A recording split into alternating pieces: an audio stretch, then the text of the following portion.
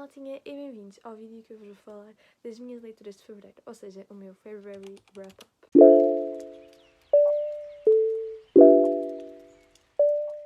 Neste mês eu consegui ler 5 livros, da minha meta anual, que são 30, está uns 27%, assim arredondadamente, porque são 26,6%. Portanto, eu considero que eu estou a ir bem. Neste momento já estou a gravar o vídeo em março, já li mais um, ou seja, estou 4 livros à frente do que era esperado. Eu vou pôr aqui também o meu Goodreads para vocês irem tendo mais updates e não ser só no final do mês. Vamos aos livros que eu li este mês. Começando por Acotar. Então, este livro toda a gente já ouviu falar. Ou pelo menos já viram as capas ou algo do género, mesmo que não saibam do que é que se trata. Eu sempre disse, eu não vou ler Acotar. Para que é que eu vou ler Acotar? Eu já sei a história toda, eu já sei os plot twists, eu já sei tudo da história. O que não é mentira. Mas a Inês, que também é a minha afilhada na faculdade, ofereceu-me este livro. Então, obviamente que eu li, não é? E acabei por gostar muito e dei 4 estrelas a este livro. Se não conhecem a Inês, também vou deixar aqui o perfil dela para as seguirem. Ela é mesmo muito querida e os vídeos dela são muito giros. Sobre Acotar, que é Cortes, Espinhos e Rosas, da Sarah J. Maas. É fantasia, é assim das fadinhas e coisas assim do género. Por isso é que eu achava que não ia ler. E um facto curioso, que eu não sabia, porque eu tinha dito que não ia ler, ou seja, também não tinha feito grandes pesquisas, sem ser a Inês a dar-me o livro, que foi a pesquisa que eu tinha, era a sinopse do livro. Mas isto é tipo um retelling da história da Bela e o Monstro, ou seja, é uma versão de fadas da história da Bela e o Monstro. Este livro, eu não sei se todos são, mas este acho que é. Pelo menos a Inês disse-me isso, se não for, a culpa é da Inês. O que é que se fala neste livro? Como eu disse, é uma fantasia de fadas, ou seja, o mundo da fantasia é dividido por cortes, por isso é que este é Cortes, Espinhos e Rosas, cada livro começa com um corte qualquer coisa. Aqui, no início do livro, temos um mapa. Há 5 cortes, se não me engano. Acho que há mais, afinal. 7 cortes, afinal. E são a corte da noite, corte do dia, corte do amanhecer, corte do inverno, corte de verão, corte de outono e corte de primavera. Pronto. Este mundo da fantasia é Prythian. A história começa com a nossa personagem principal, que é Feyre. Eu espero mesmo não estar a dizer isto mal, porque eu já vi 5.000 vídeos da autora a explicar como é que se dizia. Eu tenho sempre a sensação que eu estou a dizer mal, mas está aqui o nome dela. Pronto, ela basicamente mata um lobo, isto é na sinopse, ou seja, não é um spoiler, mas ela mata um lobo, afinal o lobo não é um lobo, e depois vem um monte de gente, ou um monte de gente, uma pessoa, ao mundo real buscá-la, e ela vai para Prythian. Basicamente é isso, tipo, o início da história. Porque é que muita gente, eu vi que dizia que este livro era super aborrecido, super chato, e porque é que eu não achei isso? Obviamente, como é o livro de fantasia, a primeira metade do livro vai ser muito dedicada à parte da construção do mundo, não é? Porque nós não conhecemos nada de Prythian, obviamente que é completamente diferente um autor estar a explicar uma história que se passa em Lisboa de uma história que se passa em Prythian, que é um mundo fantasioso, ou seja, as pessoas são diferentes por serem fadas, há regras diferentes, mesmo a divisão do mundo ser dividido por as cortes, o que é que são as cortes e essas coisas todas. Como muitos também devem saber, este livro é uma romantasy, ou seja, é um romance com fantasia, uma fantasia com romance, não sei qual é a ordem certa, mas sobre essa parte, como eu já tinha levado alguns spoilers no TikTok, eu não me apaixonei pela personagem que era suposto no primeiro livro, ou seja, também não vou estar aqui a dizer quem é, porque pode ser que alguém ainda não tenha lido o livro, mas foi isso, basicamente. E eu sinto que, mesmo se eu não tivesse levado o spoiler, eu não me ia apaixonar pela personagem. Achei assim um bocado chata, portanto não me ia apaixonar pela personagem, não senti assim grande química, e faz mais sentido que o spoiler que eu levei que seja a outra. Portanto, é isso. O segundo livro que eu li em fevereiro foi A Criada, que eu li no Kindle, mas está aqui a capa para vocês verem. A autora é Freida McFadden, é um thriller e é tipo dos thrillers mais famosos agora do momento. Cá em Portugal, acho que está pela Alma dos Livros, se não me engano. Eu li basicamente, digamos que se eu tivesse lido seguido tinha sido menos de um dia. Porquê? Porque eu decidi, excelente ideia, começar a ler antes de dormir, ou seja, eu li 1 hora nesse dia, depois fui dormir e cheguei tipo a 50% do livro, numa hora, e depois, no dia a seguir não li, só li no outro, ou seja, no meu Goodreads acho que aparece como se fosse 3 dias, mas na realidade é 2 dias, porque um dia eu não consegui pegar no livro, mas lê-se mesmo super, hiper, mega rápido.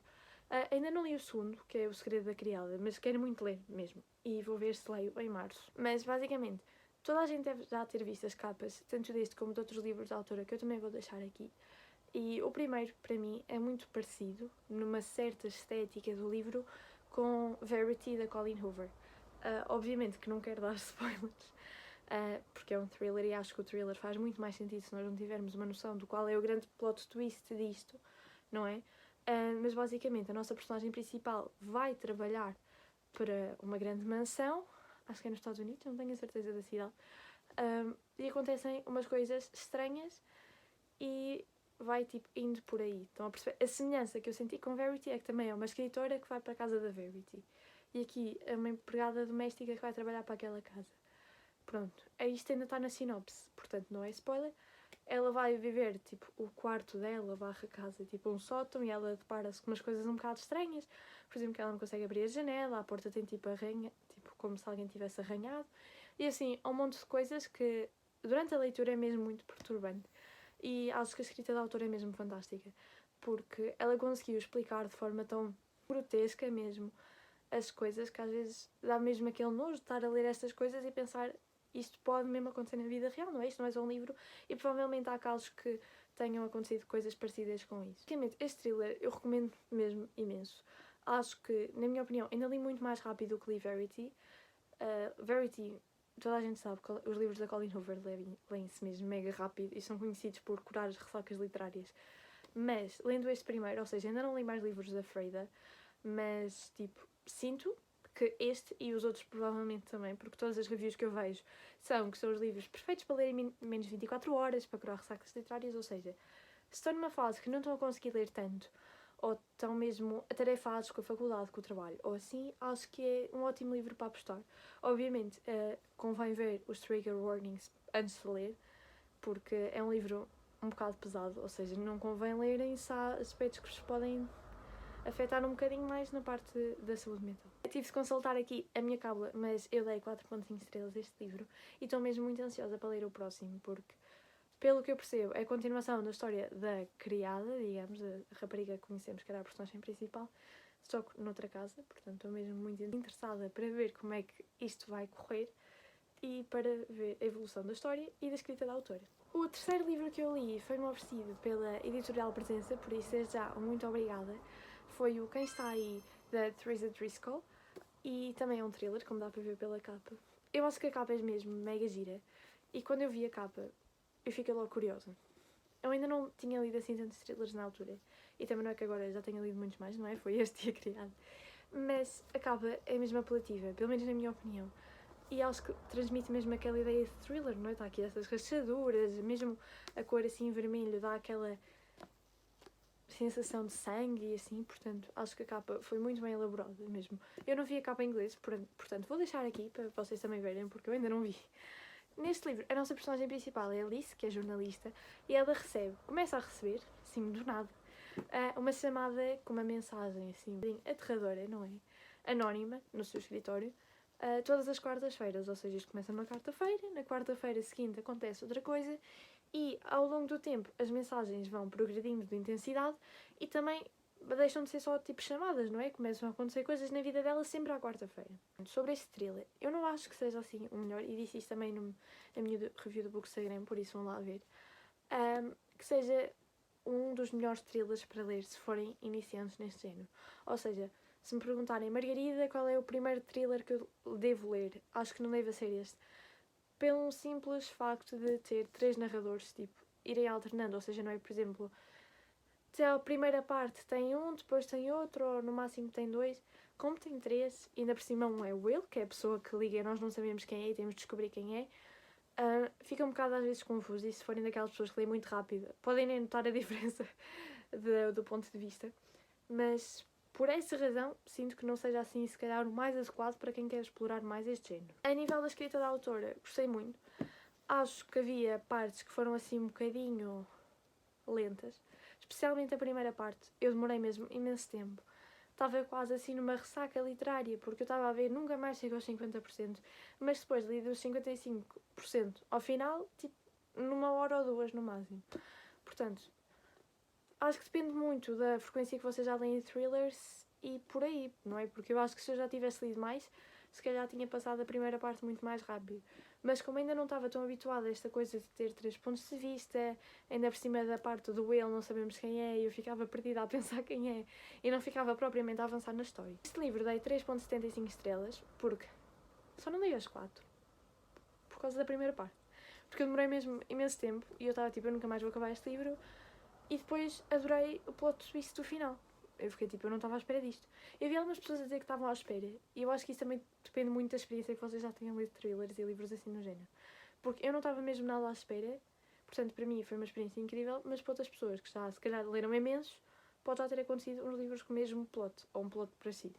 Agora, por fim, os 2 últimos livros que eu li em fevereiro, eu vou apresentá-los assim de uma forma conjunta porque é uma série. Os livros são mesmo muito pequenininhos, eles têm tipo 100 páginas cada um.